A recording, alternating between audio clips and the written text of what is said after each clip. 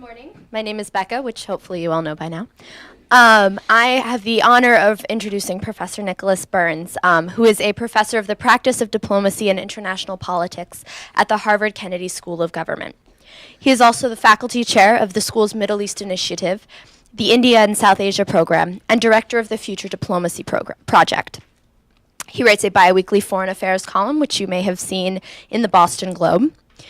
Professor Burns is also director of the Aspen Strategy Group and a senior counselor of the Cohen Group. He served in the U.S. Foreign Service for 27 years, during which time he was appointed Undersecretary of State for Political Affairs, Ambassador to NATO, Ambassador to Greece, and State Department spokesman. He also worked on the National Security Council staff as Senior Director for Russia, Ukraine, and Eurasia Affairs, and as Special Assistant to President Clinton, and as Director for Soviet Affairs for President George H.W. Bush. Professor Burns grew up in our very own Massachusetts and received his BA from Boston College. He also has an MA from Johns Hopkins School of Advanced International Studies. So please join me in welcoming Professor Burns. Thank you. Thank you very much, Becca. Thank you. Thank you very much, Becca. Good morning, everybody.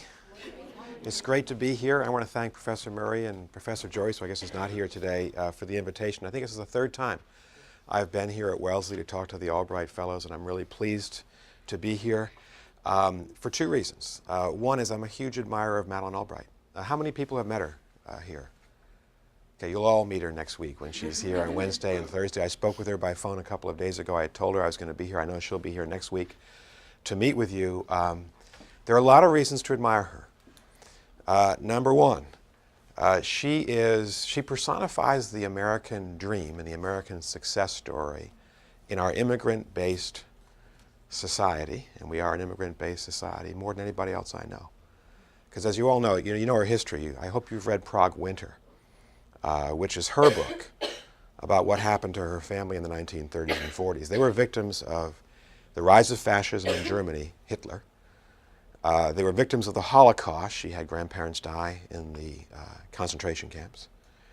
They were victims of Stalin and the rise of Soviet communism after the Second World War. And she and her family were refugees in Colorado, and she grew up in Denver and came to this country as, I think, 12 or 13-year-old and had to remake her life. So that's one reason to admire her. She remade her life. Her father, mother, sister, brother all became very successful. They became Americans. Second, she smashed the glass ceiling for women. And I saw her do that. I've been friends with Secretary Albright since the Clinton administration. We worked there together.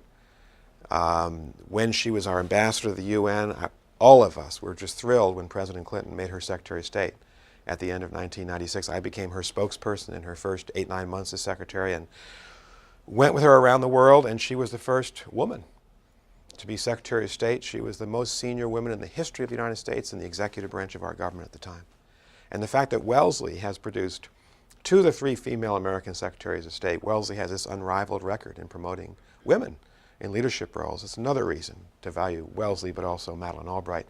And third, you'll see next week, she's a remarkable person. I mean, she works every day.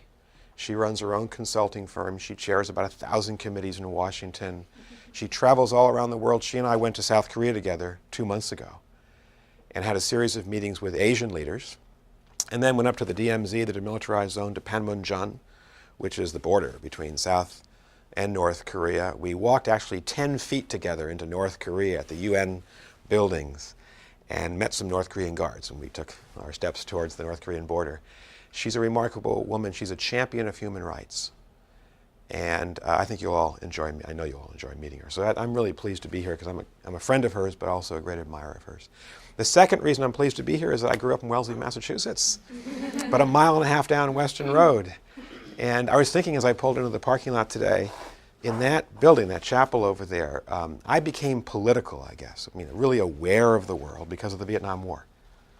I went to Wellesley High School, and I was a typical teenager. I didn't know anything about the world until the Vietnam War came into Wellesley.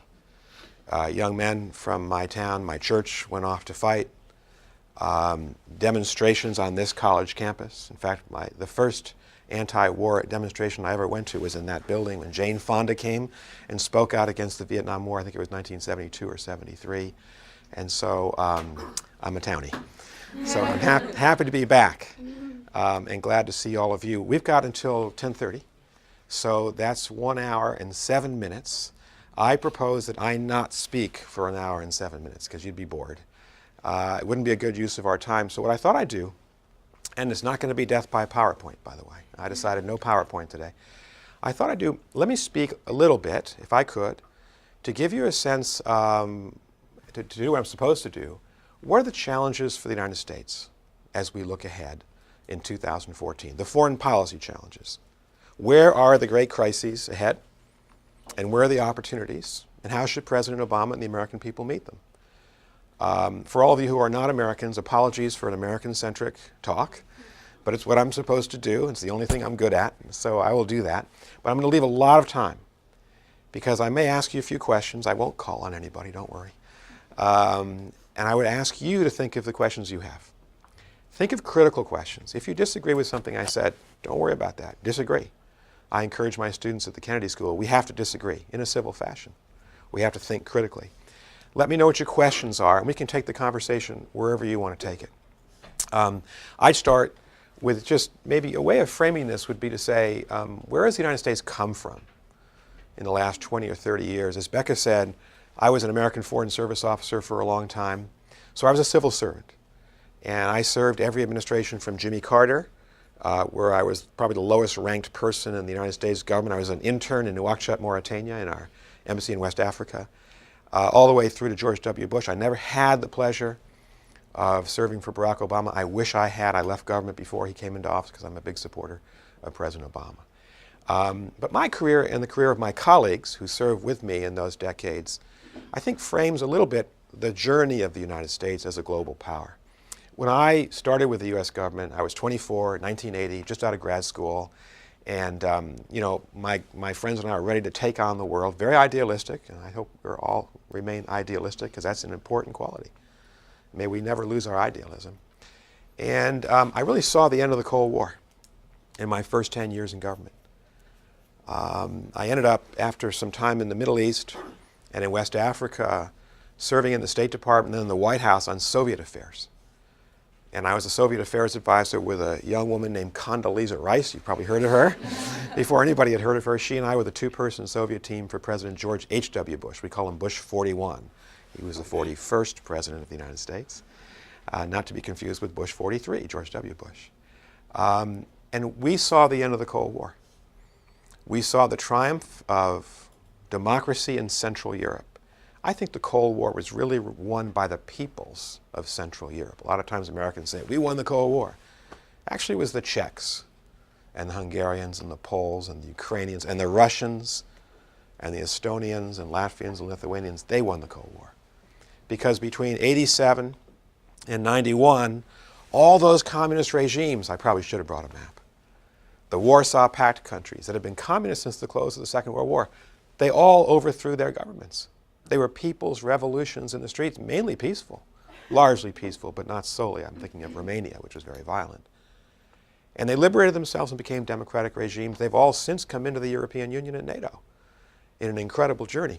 And then the Soviet Union fell on December 25th, 1991. The hammer and sickle came down from the Kremlin.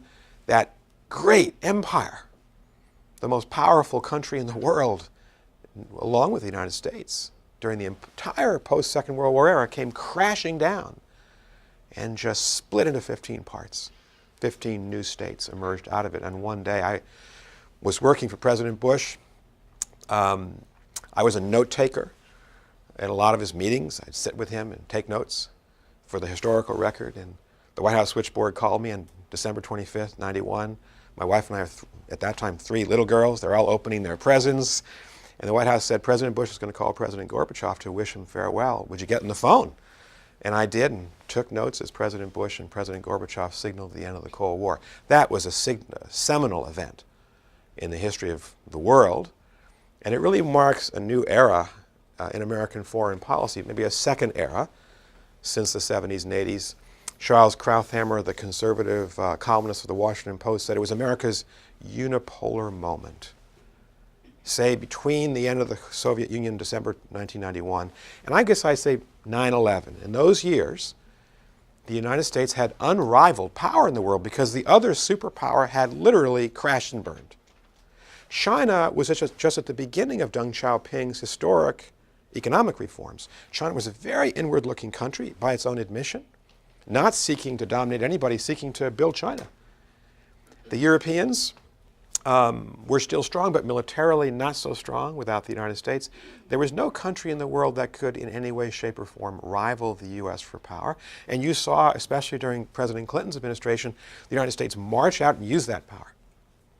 In Bosnia, after a civil war that lasted 3.5 years, 250,000 people dead, 2.5 million refugees, the U.S. went into Bosnia. It's a great case study about the use of multilateral force with NATO, with the Europeans, and ended the Bosnian War in September, October of 1995. And then Richard C. Holbrooke, a brilliant American diplomat, engineered a peace at Dayton, the Dayton Peace Agreement. A couple of years later, Madeleine Albright led the NATO alliance to put down the Serb ethnic cleansing of Kosovar Albanian Muslims. The Serbs were trying to kick 1 million Muslims out of Kosovo, and Madeleine Albright led the NATO alliance, Bill Clinton, to wage a war against the Serb army and stop that assault on the ethnic Kosovar Albanians and save those people. So you could say not the unilateral use of power, but the use of multilateral power with the U.S. at the head of the alliance. That was maybe a second phase that I saw in my career, our unipolar moment. Then a third phase, which I would date from 9/11. Because 9/11, I think, is a dramatic separation point in modern history. Because what followed 9/11 was, of course, 2 big land wars that lasted a decade. One of them we're still in 14 years later, Afghanistan. And 9/11 was a shock to the system, to the superpower, to this unipolar power. Because when you think of what happened in 9/11, a bunch of guys, as Tom Friedman said, a bunch of guys, 21, were able to get through all of our defenses, and because the world had shrunk through globalization, actually strike at the symbol of our economic power. It wasn't a coincidence that they struck at the Twin Towers on right where Wall Street is. That's the symbol of capitalism and American economic power. It wasn't a coincidence that they flew the aircraft into the Pentagon. That's the symbol and reality of our military power. And it wasn't a coincidence that Flight 93, had it not been brought down in Pennsylvania by the passengers, was probably, although we'll never know for sure, headed to the White House or the Capitol building, the symbol of our political power. So 9/11 was a huge assault by a bunch of guys against the power of the United States, this unbridled power that we'd seen in the Clinton years. And because of some of the decisions we made, and I'd be happy to talk about them because I participated in them, we went into Afghanistan. We're still there 14 years later. We went into Iraq in March 2003. We spent 8 years in Iraq. Now there's unbelievable violence. I think 70 people died yesterday through car bombs and suicide bombs in Baghdad alone. Those wars haven't ended. And because of those 2 wars, we had never tried to fight 2 wars simultaneously in our history with hundreds of thousands of men and women in combat in both places. We are a little bit weakened. We are less sure of ourselves. And the kind of, I wouldn't say bravado, but self-confidence of the Madeleine Albright years, when she was secretary, and she said, the United States is the indispensable power, and she was right, objectively. But a little of that we've retreated a little bit, and we've kind of lost our way a little bit. And that's how I'd frame the last 30 years in a very quick, simplistic way for you. And that just happens to trace the arc of my career and that of all my friends, men and women who served with me in the military and the Foreign Service. It's just one way to think about where we are right now. So let's start there. Where are we? January 2014. Where's America heading? Okay, so I'd like to talk about challenges, and I'm going to talk about strengths and opportunities. I'm going to end there because I don't want to thoroughly depress you this morning. And then we'll have our conversation. Let's talk about challenges. Let me illustrate a way of thinking about challenges. Think about what it's like to be Barack Obama. Or, looking towards 2013, a Wellesley graduate named Hillary Clinton. Let's say she's elected President of the United States in a couple of years. What's it like to be the American president? You're still the most powerful person in the world. You still, no question, control a U.S. government, head a U.S. government, which is the most powerful government in the world. What's your day like and what's your inbox look like? That's what we'll look at, because that's where the challenges are. So the president's got this really easy commute. He's got the easiest commute in the United States. Right? Second floor of the White House, down the elevator with the Secret Service detail. Walks through, can you visualize this? Walks through the Rose Garden, built by Jacqueline Kennedy. Walks into the West Wing. The West Wing is an executive building attached to the White House through the Rose Garden. It was built by Theodore Roosevelt in the last years of his presidency. It's the locus of power in the United States because there's this desk. You've all seen the Oval Office. On the desk are two inboxes. Domestic affairs inbox. I'm not going to talk about that because I have views, but I'm not an expert. It's a mile high, and you all know what the problems are. The other inbox is foreign policy and national security, 2 miles high with problems. What are the challenges in the inbox if you're Barack Obama on January 16, 2014, this morning when he got to work? What was he looking at?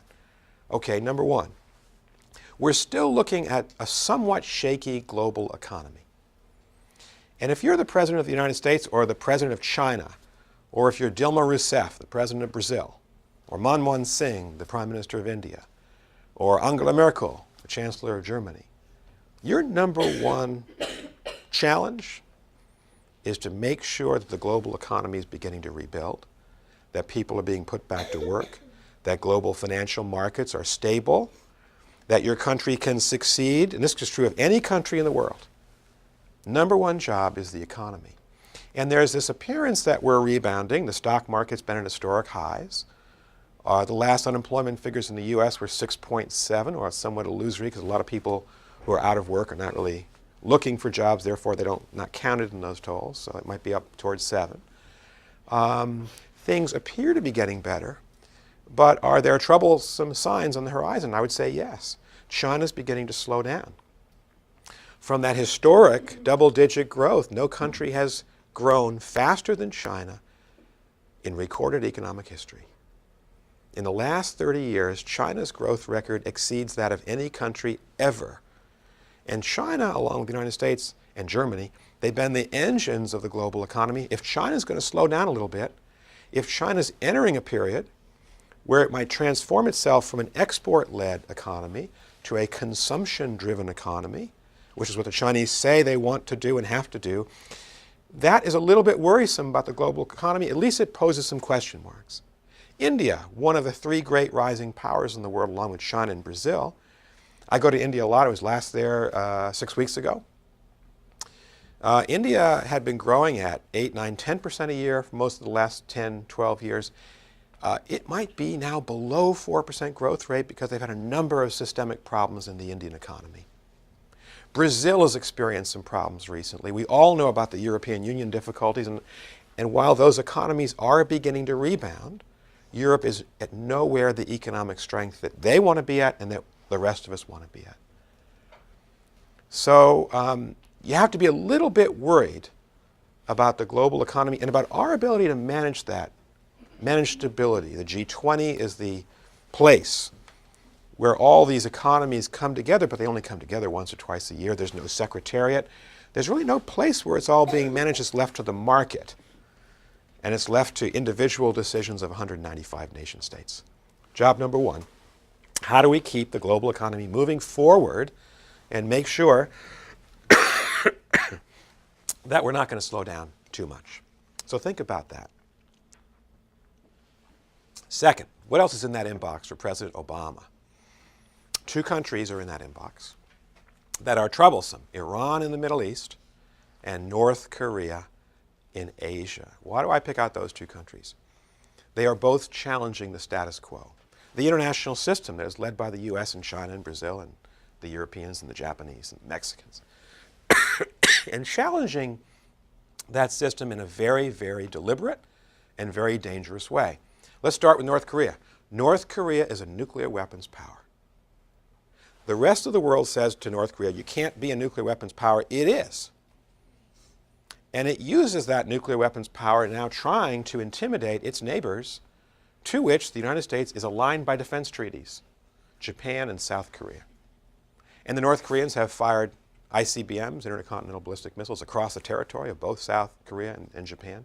They have threatened both with nuclear weapons. And the problem with North Korea is it's not a normal state, right? There's no rule of law. There's no countervailing power that can balance the power of this 29 or 30-year-old guy, Kim Jong-un, third son of Kim Jong-il, grandson of Kim Il-sung, previously unemployed, no known work experience, no managerial experience, only American he's ever talked to, a guy named Dennis Rodman, doesn't inspire a lot of confidence. Kim Jong-un just executed his uncle, who was supposedly his mentor, 4 weeks ago. He runs a prison state. Human rights groups say there is no worse offender of human rights in the world than North Korea. It's a Stalinist system. He can do whatever he wants. Does this inspire confidence and stability in North Asia? Arguably the place where all the great global economies are coming together, Japan, China, South Korea, the United States, Russia. It doesn't. I think the thing that Xi Jinping worries most about is North Korea. China has traditionally been a protector of North Korea. China does not want to see the Korean Peninsula united in a democratic state aligned with the United States. China has always found convenient the fact that North Korea is a buffer state. And yet you see in China, and I've talked to the Chinese leadership about this, real frustration with the North Koreans and real concern now. And I think China and the United States and South Korea and Japan are coming together to try to contain this problem called North Korea. But it's very worrisome and doesn't make any of us feel that the world is safe when a guy like Kim Jong-un has this destructive capacity. Iran is an entirely different problem in the Middle East. While North Korea is opaque, closed, solitary, and totalitarian, Iran is this great historic country with a long history, trading nation, entrepreneurial nation, wants to be integrated with everybody else, wants to trade, and yet has been sanctioned by the entire world because it appears to be seeking a nuclear weapon or a nuclear weapons capability, and those are different things, and that difference is important. And because Iran achieving a nuclear weapons power would change the balance of power against the Arab world, and the people who are most concerned about the Iranians are not the Americans and Europeans, it's the Arabs. And because it would challenge Israel and Israel's security, the rest of the world has sanctioned Iran. You know this story, but we may be at a virtuous moment there. Because for the first time in 34 years, the United States and Iran are talking. President Obama just Monday said he's ready now to move forward on these final negotiations with Iran over the next 6 months, with China, Russia, the EU, the US all together on the same side of the table. Is there an opportunity to convince the Iranians to stop short of a nuclear weapon, to be able to build under highly structured and supervised international oversight a civil nuclear program, but not a military nuclear program? Could we avoid a war? Wouldn't that be a great thing? Through diplomacy, through negotiations. And I really applaud President Obama, as well as the Chinese, Russian, and European leadership for sticking together, sending the right signals to the Iranian toughness, sanctions, but also open, as President Obama said, I'll unclench my fist and I'll talk to you. And he's doing it right now. Let's hope that that can succeed. But those two problems, after the global economy, Iran and North Korea, they're very much on the mind of all the global leaders. What else is in that inbox? The Arab revolutions. Any students from the Arab world here? Okay, so you know 100 times more than I do. Because I'm just a visitor of the Arab world. Where are you from? Saudi Arabia. So people call this the Arab Spring, the Arab uprisings, the Arab awakening, the Arab revolt, the Arab revolutions, whatever you want to call it. Something big is happening in the Arab world. It was 3 years ago this month that people your age, Arabs, went into the streets, particularly in Egypt, in Tahrir Square, in Alexandria, but also all across North Africa, in Tunisia, in Libya, not so much Algeria, Morocco, in Bahrain, even in places like Saudi Arabia, and began to say, we want more freedom. We want a different life. We want different possibilities. We don't want just the old way. We want a new way. And who could not be inspired by that? They were not pledging revolution by violent means. They said, let's have a revolution of the spirit and the mind. Let's reorganize ourselves as Arabs, and let's be in control of our destiny. Not the Europeans or Americans. Let's do this ourselves. And that was, I thought, one of the great moments of modern history. It really was. To see this people's revolution spring up from a young man in Tunisia who took his own life to express his frustration with the way things were ordered in his society. If you fast forward to January 2014, you gotta say, all that hope and optimism has not materialized into something better. Because look at the interlocking crises in the Arab world. And I think if you're an Arab leader, you see them from a much closer perspective. If you're President Obama, you're really concerned about this. Egypt is right back to where it started from before the revolution. It's run by a military dictatorship, an authoritarian regime. The Muslim Brotherhood, which won the election, has been outlawed and has now been branded a terrorist group. Most of the leadership in jail and awaiting trial. The millions of Egyptians who are adherents to the Muslim Brotherhood now are being told, you are a member of a terrorist group, when previously they were a member of the leading political party until last July. The military dictatorship is back. It's taken over. There's a new constitution being voted upon this week, the next few weeks. There will be elections. I would bet the new president will be General El-Sisi, who looks a lot like President Mubarak. And that the old elite, the military, the security forces, the police, and the judiciary will combine to make Egypt what it's always been, an authoritarian-ruled conservative state. I'm not saying that's bad. I'm just saying it's very different than what those young people said they wanted in Tahrir Square 3 years ago this week. That's Egypt. Things are worse elsewhere in the Arab world. Let's look at Syria. Syria, in the Levant, the geographic heart of the Arab world, there are 22.4 million Syrians, and now the international refugee groups say that over 9 million of the 22.4 million Syrians are refugees. There is no other country in the world where such a high percentage of a country's population is rootless.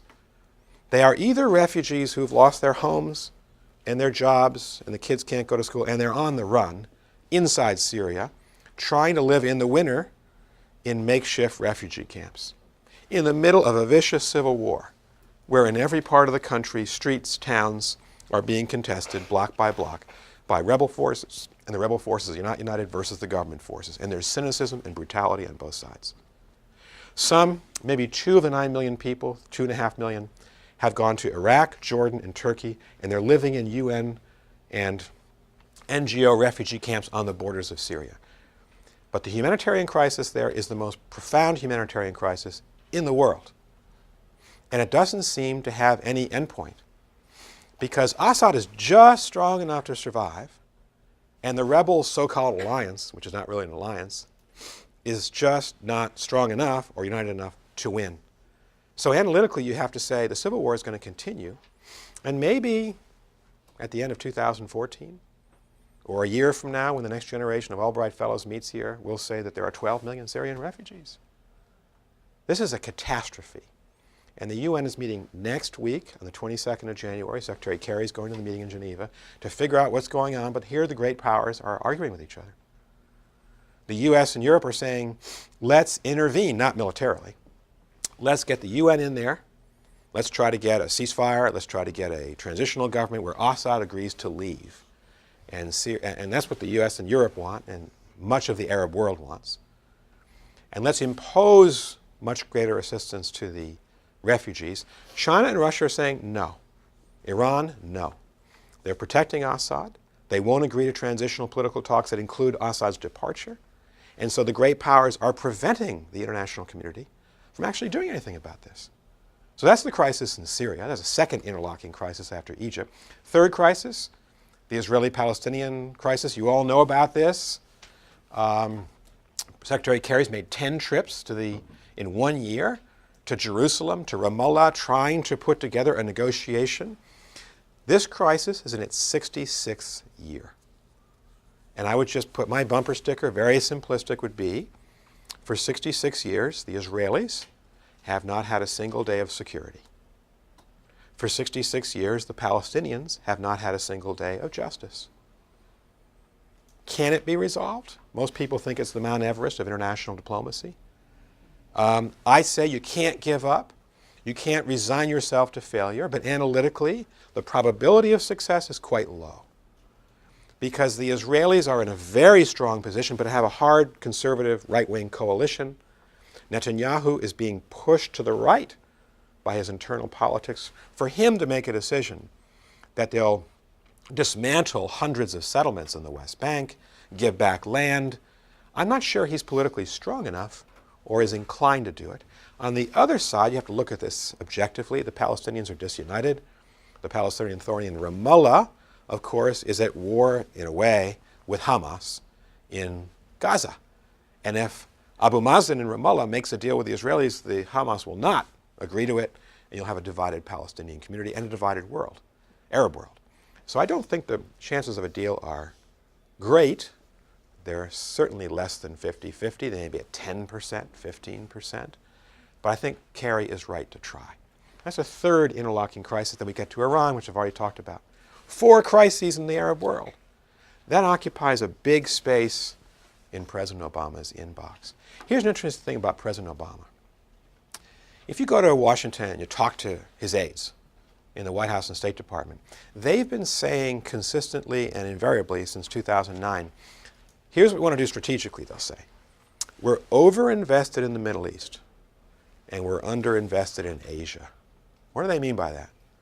They mean that the United States has been fighting, mediating, kind of embroiled in the politics of the Arab world so much over the last decade or so since 9/11 that we've kind of forgotten about our major strategic interests in Asia, in Latin America, in Africa, and that we need to be more global and not just so focused on the Middle East. And so since 2009, President Obama, as a matter of strategy, has been saying, I need to get to this global agenda, and I can't be bogged down in the Middle East agenda. But if you look at the person hours that the White House, State Department, Pentagon are spending now on global politics, it's unbalanced. It is heavily weighted towards this focus on the Middle East. And so we're neglecting, in a way, our strategic priorities in the rest of the world. And President Obama says we need to pivot towards Asia. President Obama analytically is right. More of our economic, political, and military interests in the next 50 years, your working lifetime, are going to be tied up in Asia than they are perhaps in the Middle East. But we're caught in the quicksand of the Middle East, in these wars, and in these 4 interlocking crises that I mentioned. So that's another issue in the inbox. 4th issue in the inbox, Europe. Europe is still the largest trade partner of the United States. It's not China. It's not South Korea or Japan. It's Europe. Europe is the largest investor of capital into the American economy, not Asia, not Latin America. It's Europe. And Europe is the home to our largest and most important military alliance called NATO. I was ambassador there for President George W. Bush during 9/11 and the 2 wars. So what happens in Europe is going to have a major economic, political, and military impact on the United States. Europe's not in good shape. How many students here from Europe? You will know more, and I look forward to listening to you. The European Union, I think by its own admission, is in a state of existential crisis in a way. I think the European Union is one of the great stories of modern history. I'm a huge admirer of what the Europeans have done to overcome intra-European difficulties that produced 2 world wars in the 20th century. Look what Europe has built, the most virtuous, just, successful societies on earth. Look at any economic, social welfare indicators. Europe's at the top of everything. And yet, because of the financial crisis and the increasing power of Brussels over the rest of Europe, there's now a tension. How much power do we want to give to the center in Brussels? How much power do we keep in our national capitals and societies? And that's a profound crisis. Not unlike the debate that we've been having here about the power of Washington versus states and local communities in our red-blue divided America. Europe's undergoing a variation of that in its own way. Europe is weakening militarily, and Europe has just gone through a profound economic crisis where even Germany, the great manufacturing center of the world, fourth largest economy in the world, even Germany has had some tough economic times. And if Europe is in a state of political crisis and economic lethargy, that's a problem for Barack Obama and the United States. So we can talk about Europe as well. And finally, there's another basket of issues in that inbox. And it happens to be the heart of the international agenda because that's where the transnational problems are. And I think for your generation especially, these transnational problems are going to be the most acute and the most challenging for all of us. They're the problems that affect 195 countries and 7.5 billion people, whatever the world population is nowadays. They're the problems that link everybody on Earth because they affect everybody on Earth. Global climate change. Trafficking of women and children. That is a scourge on every continent, by the way, trafficking of human beings, particularly women and children. International drug cartels that are linked on every continent. International crime cartels. The threat of pandemics. And this very troubling juxtaposition of proliferation and terrorism together. That's the proliferation of chemical, biological, nuclear technology with evil, with terrorism. Those transnational problems are a huge 21st century problem because what's different about us than, say, the Wellesley College graduates of 1890 or 1880 or even 1960? The defining feature of our time, we all know it, is globalization. What does that mean? We live in an integrated, highly connected global economy. The internet is connecting us. We're more connected socially, politically, economically than ever before. You might even say, for the first time in world history, this is a big statement, I think it's true, the fate of everybody on Earth is now linked. And that was not true 30 years ago or 40 years ago. Even the Second World War, which is a total global war, didn't encompass the entire map of the world. Not everybody, not every country was wrapped up in it. Whole continents, South America, pretty much isolated from that war. That's not true of climate change. And that's not true of trafficking of women, and that's not true of global crime cartels. So how do you fight those? If you're Chinese, Indian, Brazilian, Mexican, Saudi Arabian, American, Dane, German, Ghanaian, you know that you can't succeed in fighting any one of those transnational problems by yourself. You know that you need to unite with other countries around the world to fight them. What's the mechanism? Who leads? Who organizes? We haven't really achieved any closure on those questions. We're really good at building nuclear weapons. We do that very well. We can deploy armies across the globe by the hundreds of thousands and resupply them and keep them going. We haven't really figured out how do we integrate to fight climate change. One of the problems there is the three largest carbon emitters are not at the center of the effort to resolve climate change. China, India, and the United States are the outliers. Europe, Japan, virtuous at the center, saying, we're willing to sacrifice. The US, China, India, no, not yet. We got to, our economy's got to grow. We're a developing country, China, India. You can't, America, no, you can't ask us to do that. We're the global engine. We can't sacrifice a point off our GDP growth rate. That's what will happen if you ask us to, where is the leadership? And I think a big challenge for the world going forward is how do we organize the world, 7 billion people, 195 countries, to fight these transnational problems? That is a big challenge for your generation. And as we hand off the baton of leadership, Condi Rice has this wonderful way of talking about generational change. It's a relay race. We're going to hand off that baton to you in the race. We haven't resolved that. You have to. Because if you believe in climate change, and I am not a climate change denier, I believe in the science, the fate of the globe is going to depend on that. If you don't want to live in a world where suicide car bombs are going off in every country, you've got to fight terrorism. If we don't want to see pandemics spread from America to Asia or Asia to Mexico, we got to find a way to coalesce. And That's an organizational problem. How do we get together? Who leads? How do we share resources? Who makes sacrifices?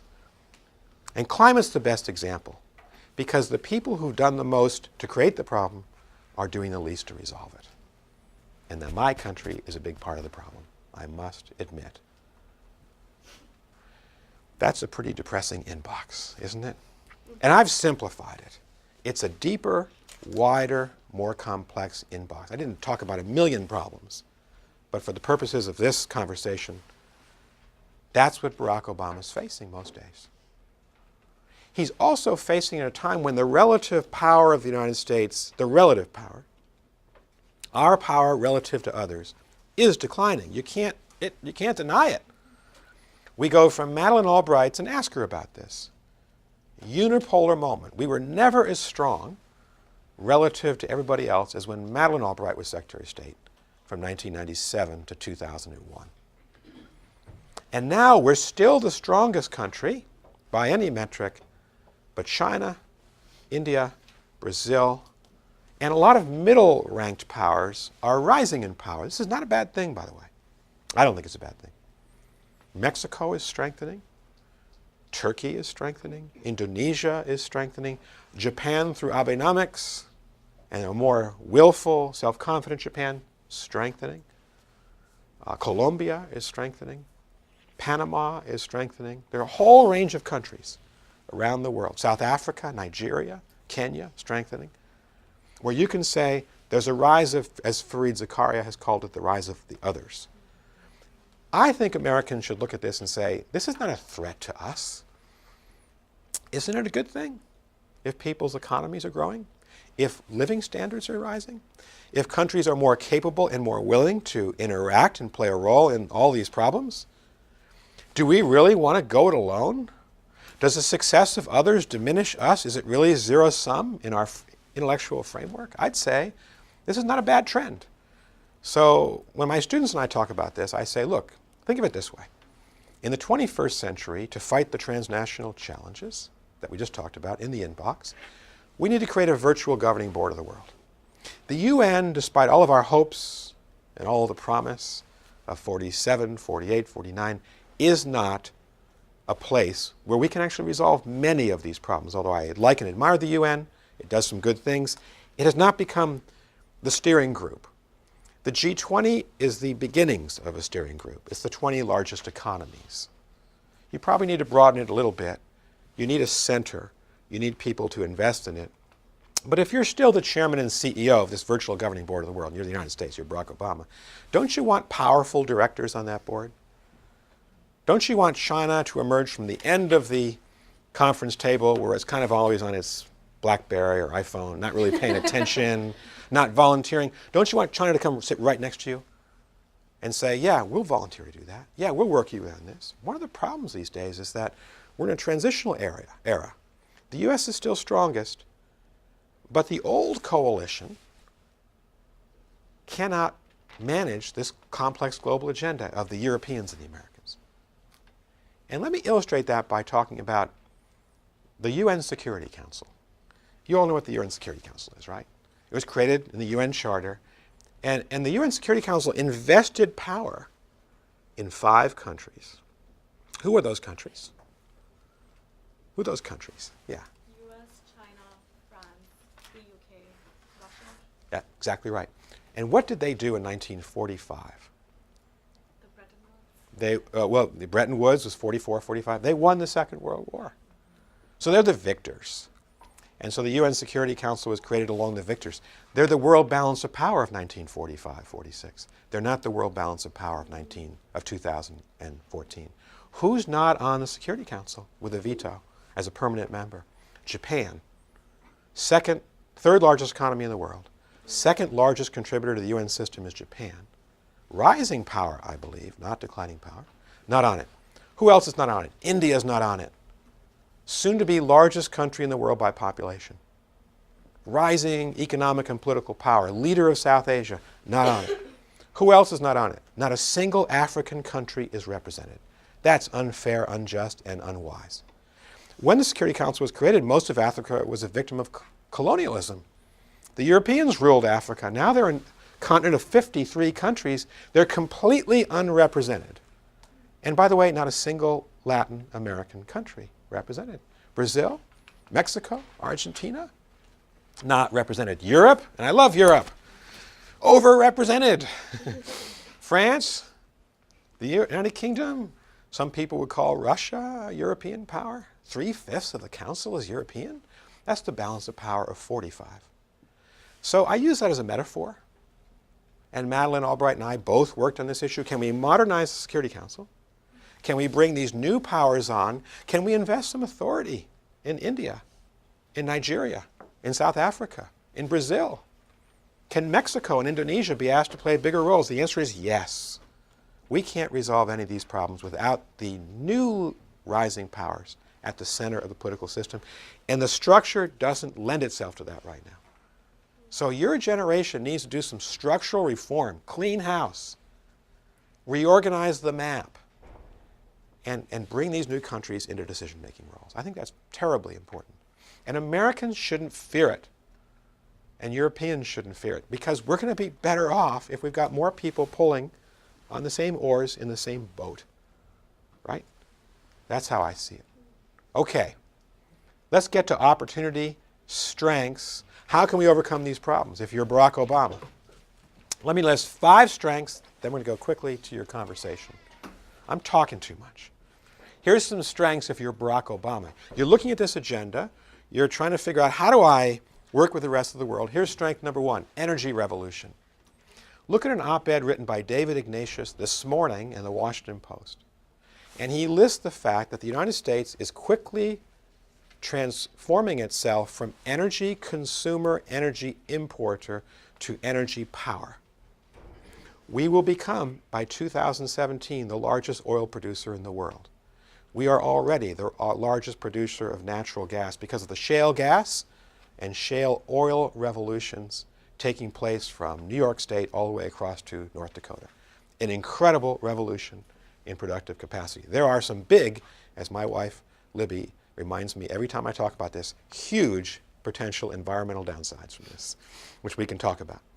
But in terms of strength, all those hundreds of billions, if not trillions of dollars that went to pay for other people's energy in the last 50 years will now be here at home. That's an economic and political strength of the United States. We're becoming the world's energy power. Think of it regionally. In NAFTA, our free trade alliance in North America, Canada, Mexico, and the United States, it's the largest and strongest energy bloc in the world. So the 3 countries are leading this, uniting Latin America and North America, South America and North America. That's strength number 1, which we can talk about. Strength number 2, despite the relative loss of power, the United States is still the strongest country in the world, militarily unassailable. We spend more on our national defense. We will this year. The next 14 countries will spend combined. And the qualitative difference in the American military, in our offensive firepower, our expeditionary quality, it really is second to none. And I hope this doesn't sound boastful or arrogant to a non-American. It's an objective fact. So militarily unassailable. Politically, Madeleine said 15 years ago, we're the indispensable country. I remember the French foreign minister of the time, Hubert Védrine, who's a good friend of hers, said, that's an arrogant statement by a hyperpower. But it was a true statement. A lot of people don't like the United States. I certainly faced that when I was a diplomat, but boy, when the chips are down, they call. China and Taiwan arguing over the Taiwan Straits, Bill Clinton and Madeleine Albright resolved that problem back in 1996. India and Pakistan arguing over Kashmir, we're the mediator. Israelis and Palestinians don't like us very much. They want us to be the mediator. So we got political power just because we are a powerful country. Economically, while China is rising, China has not surpassed the United States in overall GDP. Per capita GDP, the United States has a huge advantage over China. Plus, despite our problems, if you look at Kendall Square, Cambridge, New Jersey, Research Triangle, North Carolina, and especially Silicon Valley, but 1,000 places in between, you're seeing unrivaled innovation in the 21st century knowledge economy, in nanotechnology, in biotechnology, in the leading industries that are going to be producing wealth and jobs in the 21st century. Not that other people aren't doing this, we're just doing more of it. And there's more virtuous capital plus brain power. Students and professors of universities developing ideas that are then marketed eventually into products in the pharmaceutical industry, in biotech. You see the nexus between MIT and Kendall Square, Stanford and Silicon Valley, Duke, UNC, NC State, and Research Triangle, which is a very powerful combination. We are not weak. We've got tremendously strong fundamentals in the American economy. Last metric is soft power. My colleague Joe Nye of Harvard Kennedy School has said every country has soft power. What is it? It's the attractiveness of your culture, your history, what you do well. On a scale of 195 countries, North Korea is probably 195th. India, Germany, South Africa have huge soft power. So do we. What's ours? Constitution, Bill of Rights, Martin Luther King, Hollywood, Apple, Google, music.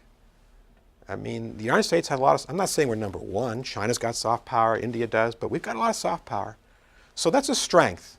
We're not operating from a position of weakness. Pretty strong country.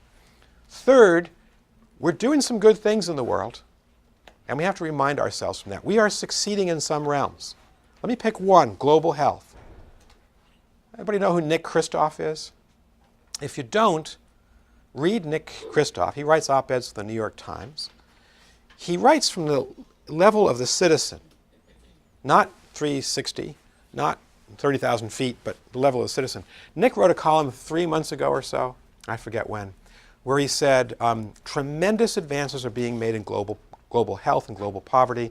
Here is one statistic that he put forth in that article. He said in 1980, 1 of every 2 human beings on Earth lived below the UN poverty line, which is $2.25 a day. 1 of every 2 human beings 30 years ago, or more than 30 years ago, lived below the UN poverty line. In 2014, 13, 1 of every 5. Why? Because of this incredible revolution in China, India, Brazil, Africa. People's standards of living are rising. And millions of people, hundreds of millions of people have been lifted out of poverty because of what China has done, and India, and Brazil, and South Africa, and Nigeria. It's not perfect.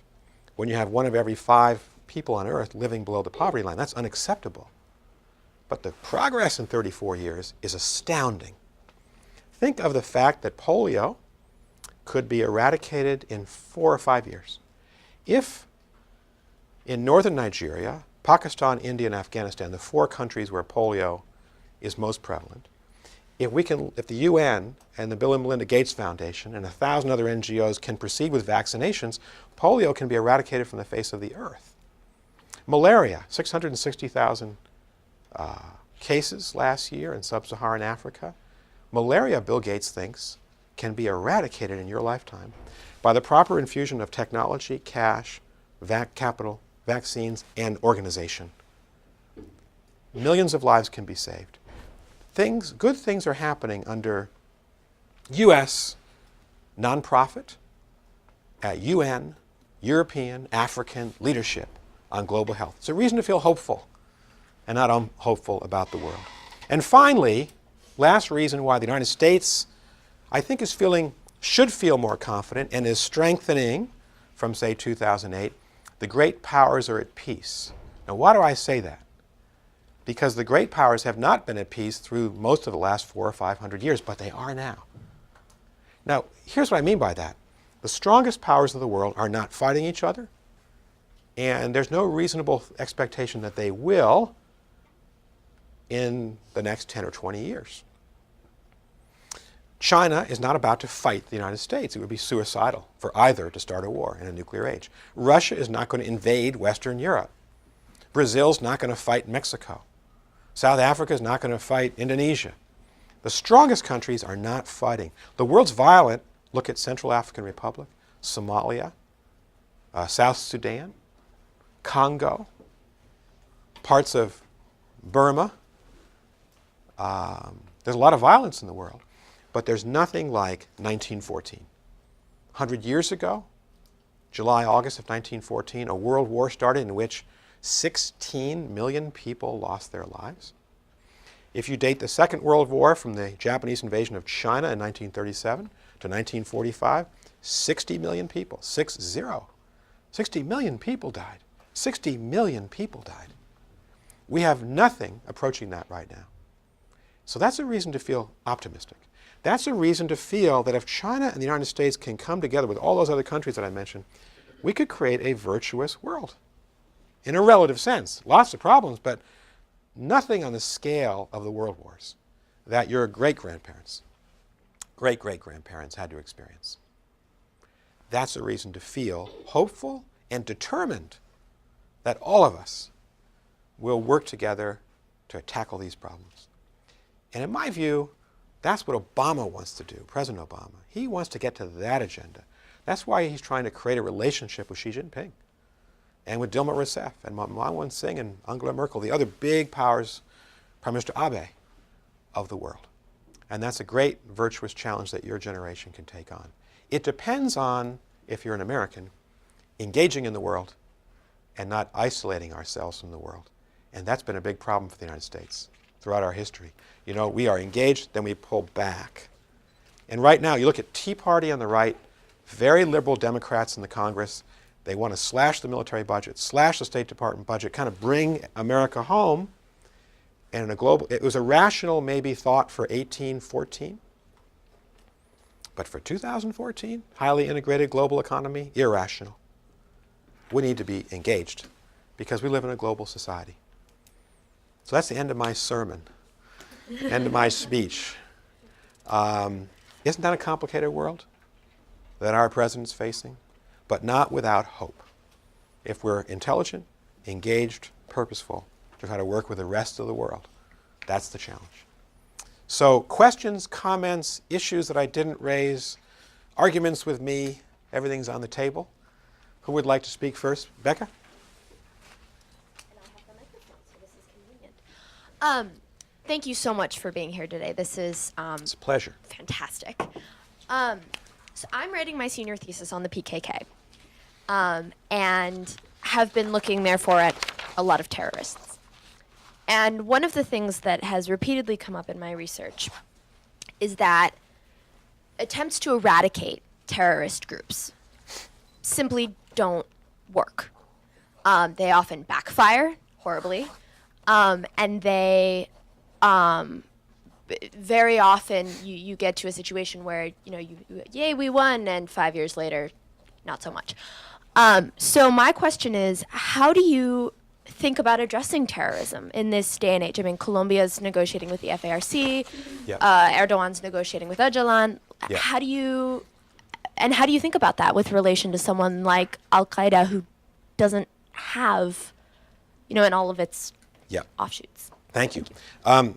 We could organize an entire course at Wellesley College or Harvard Kennedy School on this issue.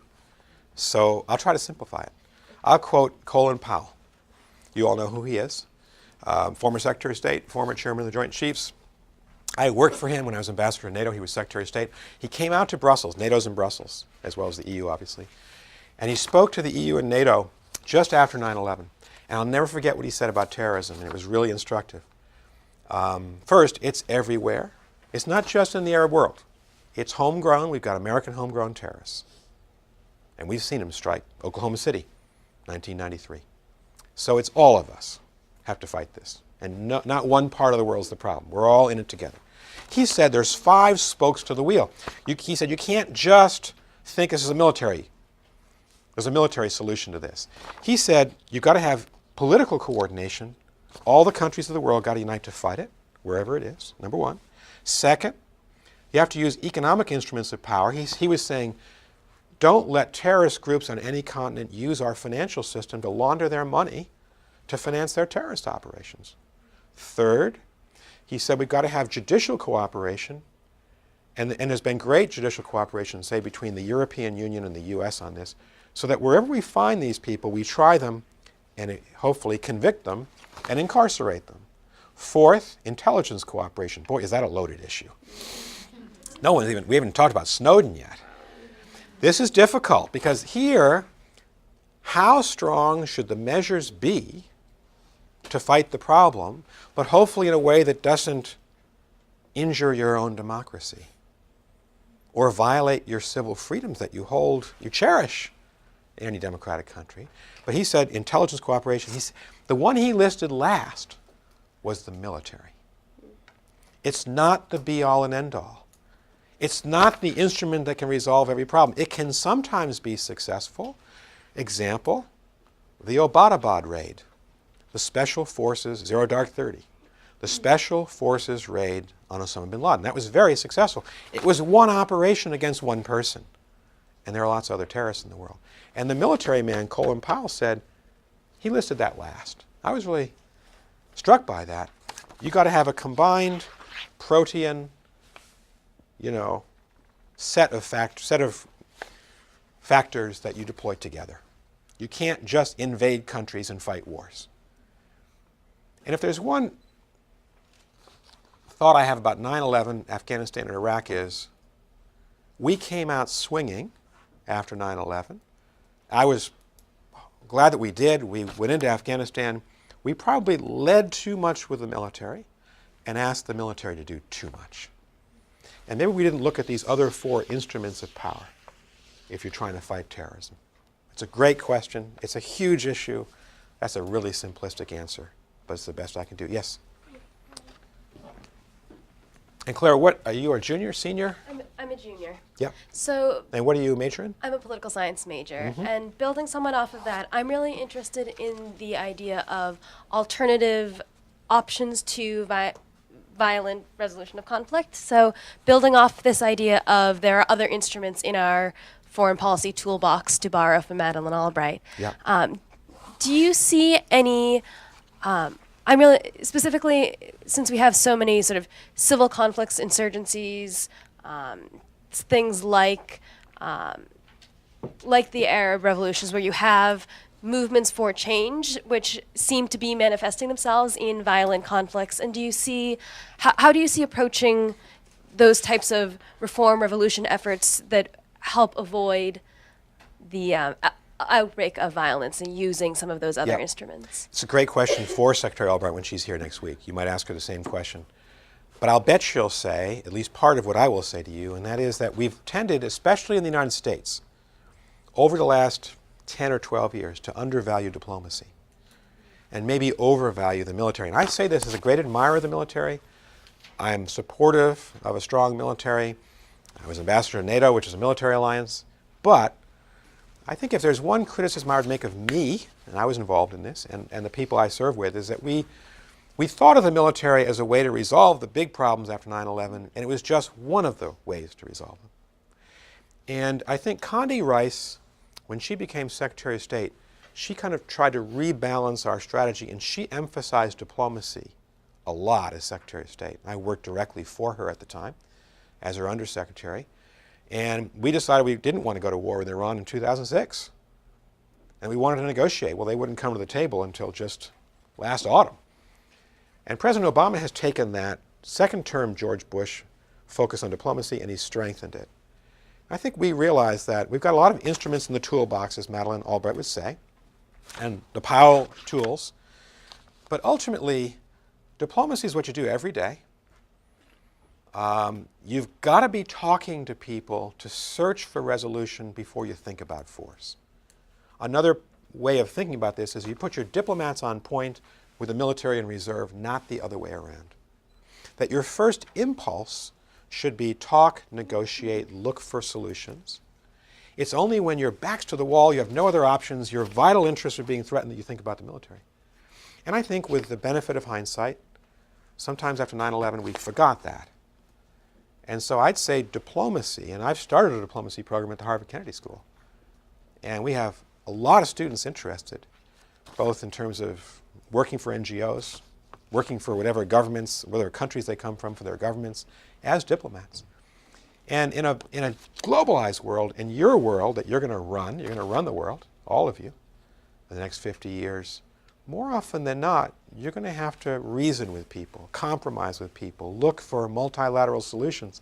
Climate, is going to require 195 signatures on that final document once we get it. Who's going to cut carbon emissions? On what scale? Where is the technology coming from to replace the carbon-based industries to power our societies? That's going to require everybody. So multilateral diplomacy becomes really important. I'd say that's where we need to get stronger and better in the world in diplomacy. Yes? Thank you for being here. Pleasure. My name is Susanna. And are you a junior or senior? I'm a senior, and I'm a French and Chinese double major. Very And good. I have a question for you. It comes from Henry Kissinger's book on China, Interesting book. which he concludes by saying, at one point, he says, Kant argued that perpetual peace would eventually come about in one of two ways, by human insight or by conflicts and catastrophes of a magnitude that left humanity no other choice. We are at such a juncture. Can you comment on that a little? Wow. You know, Henry Kissinger's a brilliant man. I cannot do justice to that question, but I'll try. I've read the same book. Another great book by Kissinger is a book he wrote in 1994 called Diplomacy, where he looks back at the last several hundred years and tries to measure how we can be successful in establishing great power peace. If we should try to have the insight, as Kissinger's word, to understand that we have an obligation to create a universe of peace. Peace is an interesting word. It's kind of missing from our national lexicon. When I grew up in Wellesley, mile and a half down Weston Road, all of our politicians campaigned for office, left, right, center. John F. Kennedy, Richard Nixon. Vote for me, I'll bring you peace. Now when candidates ask for our vote, they say, vote for me, I'll bring you security. How many times did Obama or McCain, or Obama or Romney, or George W. Bush and John Kerry in 2004 say, vote for me, I'll bring you peace? They didn't say that. And I think peace is the highest virtue. John F. Kennedy, if you want to read a great speech, and Kennedy's June 1963 American University speech, it was a commencement speech. It's the greatest speech he ever gave, where he essentially said, there's something more important than the national interest, and it's the human interest, that we now live in a time where, because of globalization, this is 50 years ago, revolutionary speech, the fate of everybody's linked, and he was talking about nuclear war and the threat of nuclear war. This combines Kissinger's insight, that if we're dedicated to eventual peace, if we set it as the highest standard globally for all human beings, and we know we may never get there to a state of blissful peace, at least by trying, we have a better chance of achieving the kind of peace that will keep the world safe from environmental disaster or nuclear war.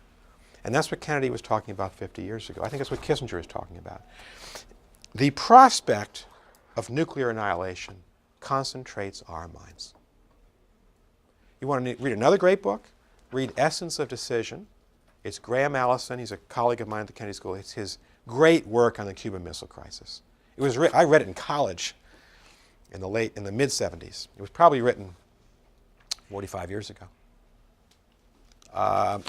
And Allison says in this book that Kennedy faced a real choice during the Cuban Missile Crisis. This is the point in history we came closest to nuclear holocaust, October 1962, if you haven't read about it. Kennedy formed a committee of 18, 19, 20. They're all men, unfortunately, at the time. I'm sorry about that. All these leaders of the American government. And there was a point where they were all recommending, save 3 people, that he essentially go to the brink of nuclear war and face down the Soviets by ordering them to take their missiles out of Cuba. And it was only Kennedy and his brother, Robert Kennedy, the Attorney General, and his speechwriter, Ted Sorensen, who said, no, we're going to find another way. Kennedy found another way. He compromised with Khrushchev. What he said was, if you would take the Soviet missiles out of Cuba, I'll take the American missiles out of Turkey on Soviet Union's southern flank in the Black Sea. Now, I'll do it secretly. Don't tell anyone I'm doing it. I'll do it 6 months from now. He traded. He compromised because he thought the prospect of nuclear annihilation was so profoundly disturbing that he would rather compromise. It's a great act of courage. It's diplomacy. It's compromise. It's looking into the, Kennedy said, the sword of Damocles is hanging over our heads, the nuclear prospect of nuclear war. That's what Kissinger's talking about. We need to learn from history what could happen if war is unleashed, and we need to have the insight that peace is the highest human value. And hopefully by combining those two, we'll live in peace with China in the next 50 years. I would say if you're an American in this room, and this is your major, at least part of it, no question the U.S.-China relationship is the most important one for us in the next 50 years. Has to be, for positive and negative reasons. And if we can keep the peace with China, if you can, that will be a great accomplishment. You must keep the peace with China. Yes? Hi, my name is Sophia. Thank you so much for being here. I've learned Pleasure. a lot. So I appreciate your call for us to challenge some of your points, and I will take you up on that somewhat. Good. So I have a question about the first issue in Obama's inbox that you mentioned, which was the concern that the rate of growth is slowing down in countries like China and India. And I questioned whether the double-digit rates of growth were sustainable in the first place. In China, in Beijing, cars on average travel about 7 miles per hour because of congestion. I don't think I even have to talk about pollution. Yeah. Meanwhile, the GDP of Japan has not significantly risen in the past decade, but they are still considered a rising power. Yeah. So what underlies the preference for a 10% growth rate over a stable but consistent 4% growth rate? Yeah, great question. Because sustainability is at the core of your question.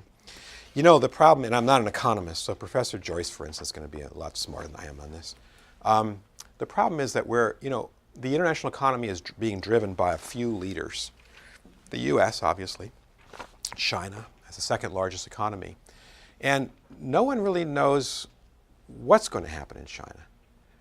Will they be successful in sustaining relatively high rates of growth as they transform the entire economy from export-driven to consumption-driven, and as they take in the largest migration, rural to urban, in recorded history is going to happen in China, is happening in the next 20 or 30 years.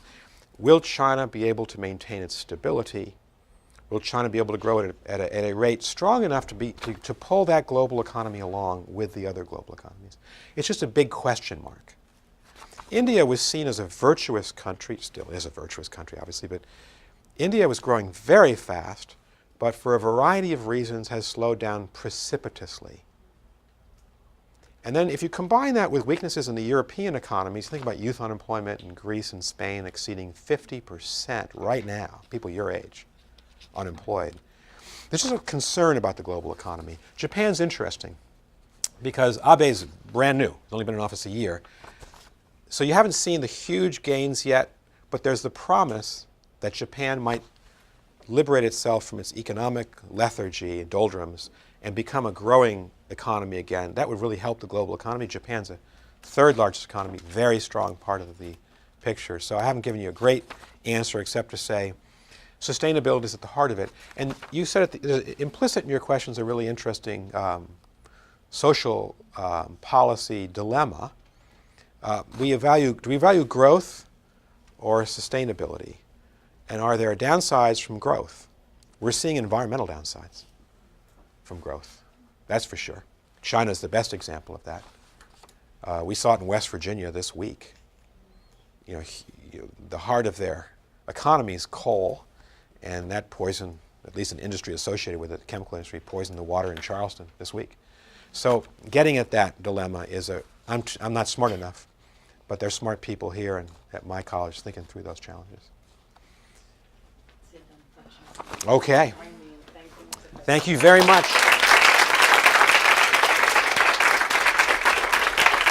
Thanks, Sharon.